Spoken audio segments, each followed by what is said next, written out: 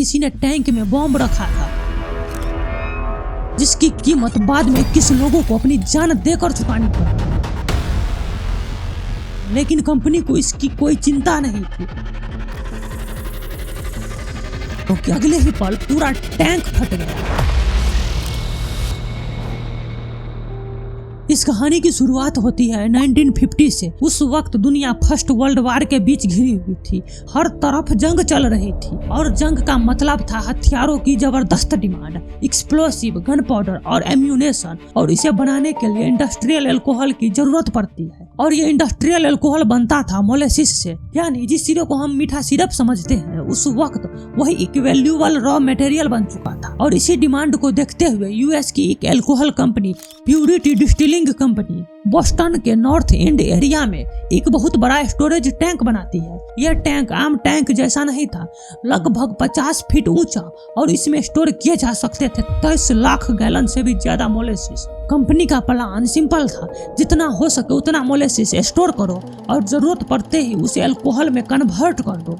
सुनने में सब कुछ बिल्कुल नॉर्मल लगता है, लेकिन यहीं पर कंपनी ने एक ऐसी गलती कर दी जिसकी कीमत बाद में 21 लोगों को अपनी जान देकर चुकानी पड़ी। टैंक बनाने की जिम्मेदारी जिस आदमी को दी गई थी उसका नाम था आर्थर जेल, और सबसे हैरानी की बात यह है उसके पास इंजीनियरिंग की कोई डिग्री नहीं थी, ना स्ट्रक्चर डिजाइन का एक्सपीरियंस और ना ही स्टील टैंक बनाने की कोई एक्सपीरियंस। फिर भी उसने इतने बड़े प्रोजेक्ट को सुपरवाइज किया और यहीं से प्रॉब्लम शुरू हो गई। टैंक बनाने के कुछ ही दिन बाद उसमें से मोलेसिस लीक होना शुरू हो गया, और इतना ज्यादा लीक होता था कि आसपास के बच्चे छोटे छोटे डब्बे लेकर आते और फ्री में टपकते हुए गुड़ का शीरा भरकर घर ले जाते। आप इमेजिन करके देखिए, जिस टैंक में लाखों गैलन लिक्विड भरा हो उसका लीक होना कितनी बड़ी वार्निंग थी।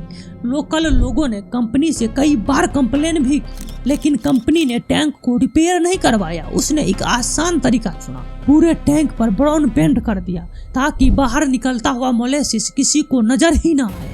और शायद कंपनी को लगा अब प्रॉब्लम खत्म हो गई, लेकिन असल में प्रॉब्लम सिर्फ छुप गई थी, खत्म बिल्कुल नहीं हुई थी। 15 जनवरी 1919 बोस्टन में बहुत ज्यादा ठंड पड़ रही थी, लगभग माइनस में टेम्परेचर थी। लेकिन उस दिन एक अजीब चीज हुई। सुबह तक मौसम काफी ठंडा था और दोपहर होते होते टेम्परेचर अचानक बढ़ने लगा। नॉर्मल इंसान के लिए शायद ये बस मौसम का बदलाव था, लेकिन उस स्टील के टैंक के अंदर बहुत कुछ बदल रहा था।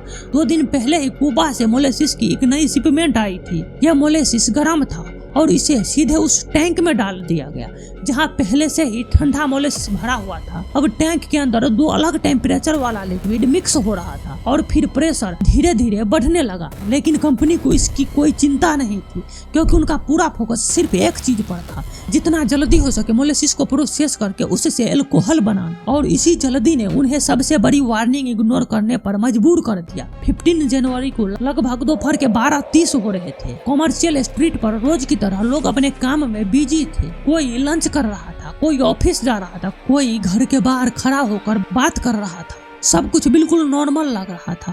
तभी एक पुलिस ऑफिसर कॉल बॉक्स के पास खड़ा था। अचानक उसने एक अजीब सी आवाज सुनी, मेटल घिसने की आवाज, जैसे कोई बहुत बड़ी चीज अंदर से टूट रही हो। पहले उसे लगा शायद कोई मशीन चल रही होगी, लेकिन अगले ही पल आवाज और तेज हो गई। उसने टैंक की तरफ देखा और जो उसने देखा वो किसी बुरे सपने से कम नहीं था। स्टील का रैबिट्स जो टैंक को पकड़ कर रखते थे गोलियों की तरह हवा में उड़ रहे थे। टैंक को तुरंत समझ आ गया कुछ बहुत बुरा होने वाला है। उसके पास सिर्फ कुछ ही सेकंड थे। उसने तुरंत इमरजेंसी डिस्पैचर को मैसेज भेजा, लेकिन वो वार्निंग भी काफी नहीं थी, क्योंकि अगले ही पल पूरा टैंक फट गया।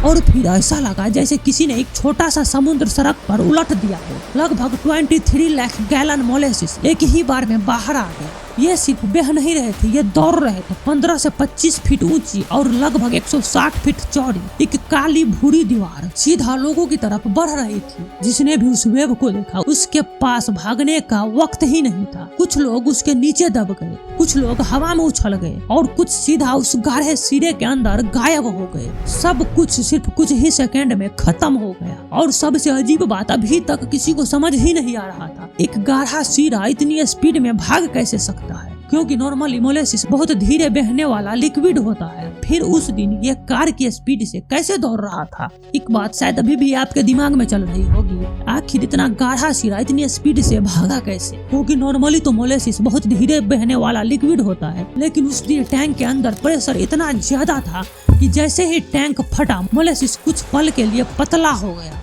और इसी वजह से वो लगभग 35 माइल्स पर आवर्स यानी करीब 56 किलोमीटर पर आवर्स की स्पीड से सड़कों पर दौड़ पड़ा। लेकिन असली मुसीबत अब शुरू हुई थी। जैसे जैसे वो आगे बढ़ा, बोस्टन की ठंडी हवा उसे दोबारा गाढ़ा करती गई और जो लोग उस वेव में फंस गए वो धीरे धीरे उसके अंदर ही फंसते चले गए। रेस्क्यू करना इतना मुश्किल हो गया कि कई लोगों को बाहर निकलने में घंटों लग गए और कुछ लोग कभी जिंदा बाहर ही नहीं आ सका। लगभग 100 साल बाद हार्वर्ड यूनिवर्सिटी के रिसर्चर्स ने इस डिजास्टर को दोबारा स्टडी किया और उन्होंने भी यह माना कि आई विटनेस ने जो स्पीड बताई थी वो सच के काफी करीब थी। यानी 1919 में लोगों ने जो देखा था, साइंस ने सालों बाद उस बात की भी पुष्टि कर दी। जब मोलेसिस की वो लहर गुजरी तो अपने पीछे सिर्फ टूटे हुए घर या बिखरे हुए सड़कें ही नहीं छोड़ कर गई, उसने छोड़ दी 21 लाशें और 150 से भी ज्यादा घायल लोग। लेकिन इन नंबर के पीछे 21 अलग अलग जिंदगियां थी, 21 परिवार थी जो उस दिन घर से बिल्कुल नॉर्मल तरीके से निकले थे और कभी वापस लौट ही नहीं पाए। सबसे ज्यादा नुकसान हुआ बोस्टन के नॉर्थ इंड एरिया का वर्किंग क्लास लोगों को।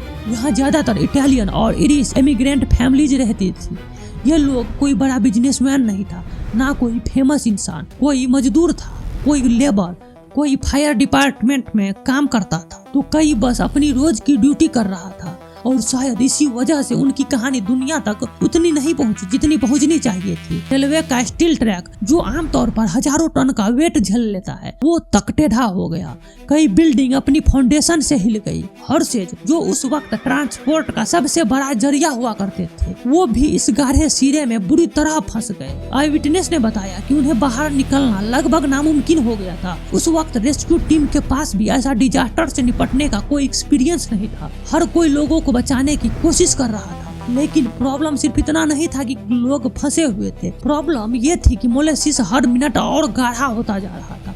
रेस्क्यू वर्कर्स सिरे में धंसते जा रहे थे।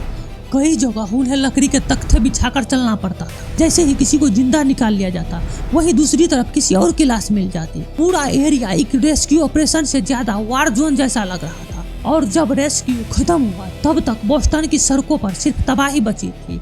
लेकिन यह डिजास्टर सिर्फ लोगों की जान लेकर खत्म नहीं हुआ। पूरा बोस्टन एक ही सवाल का जवाब ढूंढ रहा था कि आखिर इस डिजास्टर का जिम्मेदार कौन था। और सबको लगा कंपनी अपनी गलती मान लेगी, लेकिन हुआ इसका बिल्कुल उल्टा। कंपनी ने कहा यह हमारी गलती नहीं थी। उनका दावा था किसी ने टैंक में बॉम्ब रखा था। उस वक्त अमेरिका में बॉम्ब अटैक का डर पहले से ही था, इसीलिए कुछ लोगों ने कंपनी की बात मान ली। लेकिन इन्वेस्टिगेशन ने पूरी कहानी बदल दी। एक्सपर्ट ने टैंक की जांच की और जो सच सामने आया वो काफी शॉकिंग। टैंक की स्टील जरूरत से ज्यादा पतली थी, उसका प्रॉपर प्रेशर टेस्ट कभी हुआ ही नहीं। और सबसे बड़ी बात, कंपनी को पहले से ही पता थी टैंक लीक कर रहा है। मतलब ये डिजास्टर अचानक नहीं हुआ था, ये सिर्फ सही वक्त का इंतजार कर रहा था। लगभग 6 साल बाद कोर्ट ने कंपनी को ही इस डिजास्टर का जिम्मेदार माना। विक्टिम्स के परिवार को मुआवजा भी दिया गया, लेकिन 21 लोगों की जिंदगी किसी कॉम्पनसेशन से वापस नहीं आ सकती है। शायद इसीलिए ग्रेट मोलेसिस फ्लड सिर्फ हिस्टोरी का एक अजीब एक्सीडेंट नहीं है, ये एक वार्निंग है। जब भी प्रॉफिट सेफ्टी से बड़ा हो जाता है उसका नुकसान हमेशा आम लोगों को ही चुकाना पड़ता है। अगर आज से पहले आपने ग्रेट मोलेसिस फ्लड के बारे में कभी नहीं सुना था